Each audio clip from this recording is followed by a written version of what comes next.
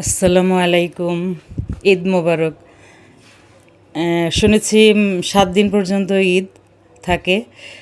যেহেতু ৭ দিন পর্যন্ত ঈদ থাকে, আমি ঈদের ৪ দিন পরে আমাদের এই বেড়াতে যাওয়া আমার ছেলে বাসায় এসেছে, সেই আনন্দে আমরা সবাই ঈদ উদযাপন করছি। ঈদের দিনটাতে সত্যি কথা বলতে আমার একদমই ভালো লাগেনি। আমি খুব বেশি একটা রান্নাও করিনি, যেহেতু বাসায় মেয়ে আছে, আমার ছোটো বোন এসেছিল, তো হালকা একটু রান্না করেছিলাম, একটু সেমাই রান্না করেছিলাম, বিরিয়ানি আর রোস্ট। অন্যান্য সময় হয়তো আইটেম আরও একটু বাড়িয়ে রান্না করতাম। যাই হোক, আমার ছেলে যেহেতু ৪ দিন পর এসেছে, ও এসেই বলেছে, আম্মা আজকে আমরা বাইরে বেড়াতে যাব এবং লাঞ্চ বাইরেই করব। তো আমরা সবাই একসঙ্গে রওনা দিলাম। আমাদের আরও একটু আগে বের হলে আসলে ভালো হতো। আমাদের বের হতে ১টা বেজে গিয়েছিল, তখন আমরা বের হয়েছি। তো ৩০০ ফিটের এই রোড দিয়ে যাওয়ার সময় অন্যরকম একটা ফিলিংস, খুবই ভালো লেগেছে। এই রাস্তাটা এত প্রশস্ত, কোনো জ্যাম নেই, খুব এত মানে স্মুথলি আমরা যেতে পেরেছি। আবার আসার সময়ও কোনো জ্যাম ছিল না। আমরা যে জায়গাটাতে বেড়াতে যাচ্ছি এটার নাম হচ্ছে জল তরঙ্গ। এটা বাংলাদেশ সেনাবাহিনীর অধীনে, এখানে তাদের আবাসন প্রকল্প চলছে এবং এখানে একটা পার্কের মতো করেছে, যেখানে মানুষজন বেড়াতে যেতে পারে অনায়াসে। তো এটা নারায়ণগঞ্জ, প্রায় রূপগঞ্জের কাছাকাছি। কিন্তু যাওয়ার সময় আমাদের এত ভালো লেগেছে। আমরা যখন যাচ্ছিলাম, আমাদের বাচ্চারা, আমরা ৩ বোন গিয়েছি আর আমাদের বাচ্চারা গিয়েছে সাথে। তো যাবার সময় সবাই খুবই আনন্দ করছিল। রাজনীতি, অর্থনীতি, সামাজিক, ওরা এগুলি নিয়ে তর্ক বিতর্ক। তা আমি বললাম, এই তোরা একটু থাম, চুপ কর, ড্রাইভার সাহেব বিরক্ত হবেন এভাবে তোরা ক্রাউড করলে। ওরা খুবই শাউট করছিল, হাসাহাসি করছিল সবাই মিলে। আসলে এভাবে সবাই মিলে একসঙ্গে বেড়াতে যাওয়ার মজাই আলাদা।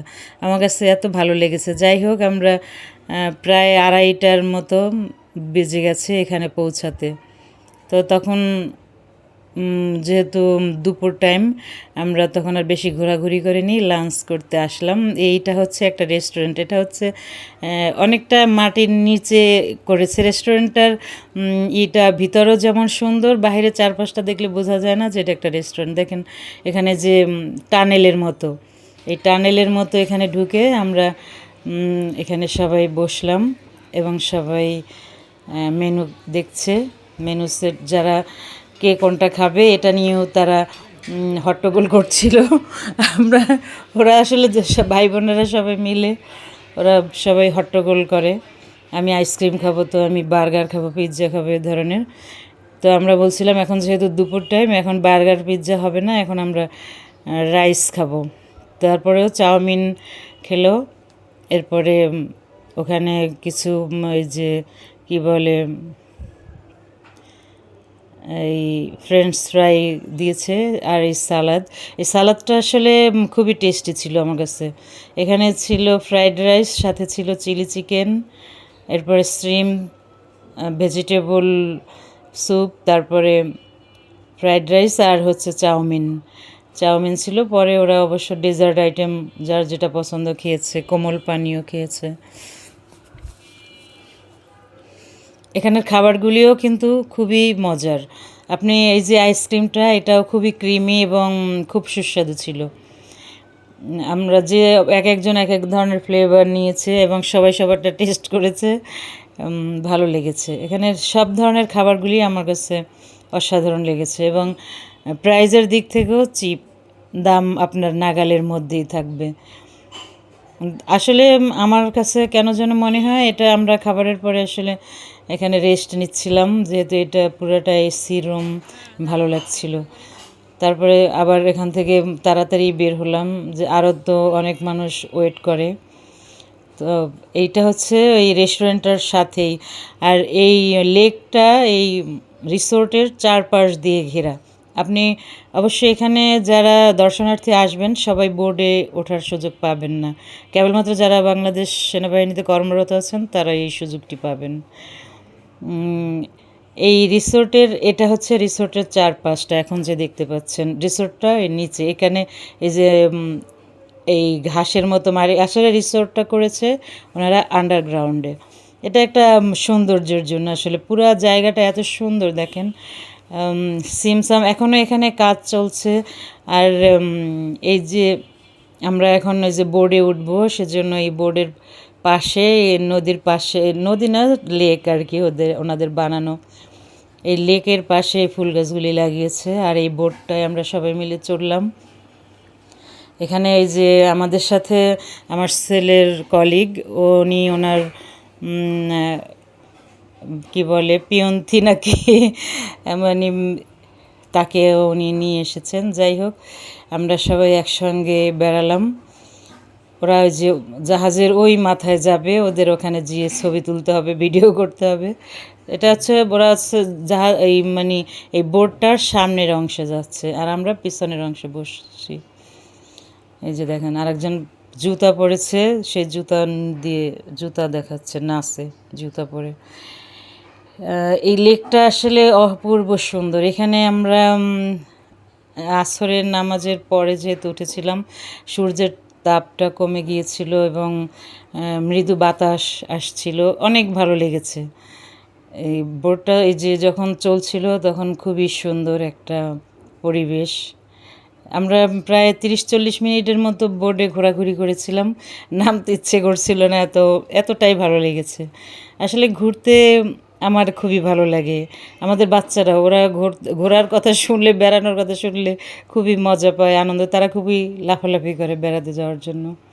কিন্তু পড়াশোনারও তো দরকার, এর জন্য তাদের আসলে ওইভাবে ঘোরাফেরা বেড়ানো তো খুব কম সুযোগ পায়। এজন্য তারা বেড়াতে গেলে পুরোটা সময়ই খুব এনজয় করে, খুবই ভালো লাগে, সবাই মিলে হই হুল্লোড় করতে পারে,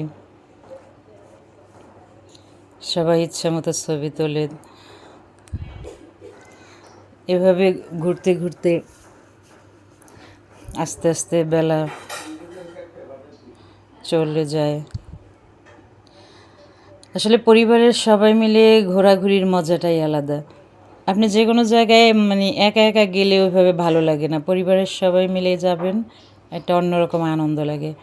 যেখানে একটা কৃত্রিম পাথরের পাহাড়ের মতো ওনারা তৈরি করেছেন, সেখানে কিছু রং বেরঙের মাছ, এখানে বেশ অনেক মাছ, আর ভালোই বড় বড় মাছ। এই যে সাদা মাছটা বিশাল বড়, অনেক বড়, এখানে ক্যামেরায় আসলে ওইভাবে বোঝা যায় না। আর যেহেতু আমি একদমই আনকরা মানুষ, আমি ওইভাবে ভিডিও করতে পারি না, আর ভিডিওতে এডিট করতেই পারি না। আমি এই যে আপনাদেরকে যে ভিডিওগুলো দিচ্ছি দেখাচ্ছি, এটা পুরো একদমই অথেন্টিক এবং র বলতে পারেন। আমি এখানে কোনো ধরনের কাটসাট কিছুই করিনি। এখানের পরিবেশটা আসলে এত সুন্দর, এটা আসলে বলে বোঝানো যাবে না। এখানকার পরিবেশটা এতই সুন্দর।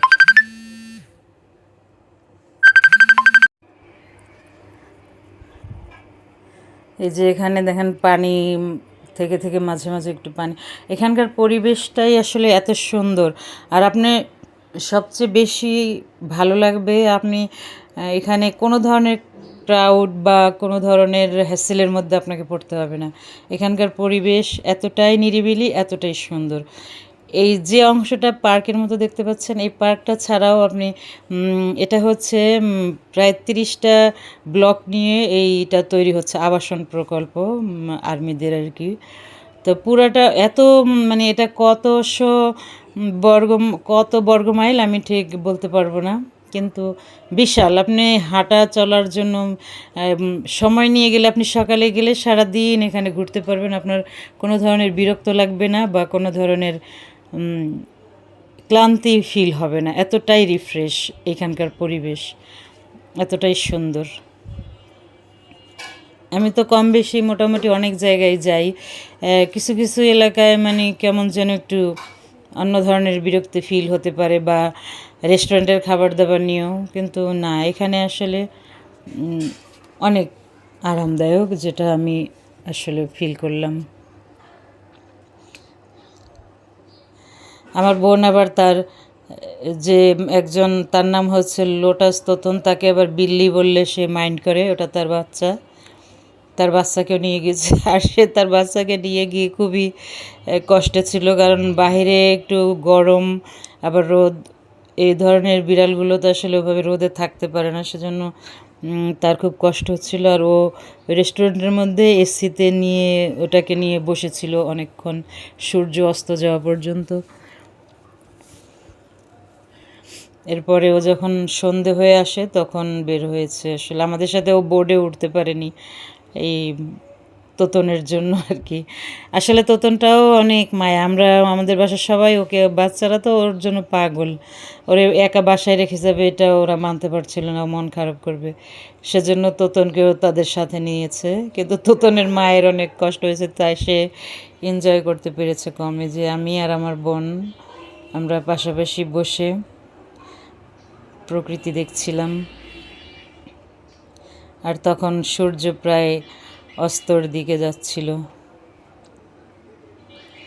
আমরা আসলে ভাই বোনেরা যখন একসঙ্গে কোথাও বেড়াতে যাই অনেক ভালো লাগে। তবে আমার মাকে ভীষণ মিস করি। আজকের এই ট্যুরে তিন্নিকেও মিস করেছি। তিন্নি আমাদের আরেকজন বোন, ও আমার ভাইয়ের বউ হলেও ও আমাদের বোন, কিন্তু ও যেহেতু বাড়িতে ছিল তাই ওকে নিতে পারিনি। যাই হোক, অনেক মজা, অনেক সুন্দর আনন্দ করার পরে আমরা বাসায় ফিরতে শুরু করলাম। তখন রাতের ঢাকা, রাতের নারায়ণগঞ্জ। আর এটা হচ্ছে আমরা যখন গাড়ির জন্য ওয়েট করছিলাম আমাদের গ্যারেজে, তখনকার ভিডিও। এটা ওরা ওই বিড়ালটাকে নিয়ে খুনসুটি করছিল। সবাই ভালো থাকবেন, ধন্যবাদ।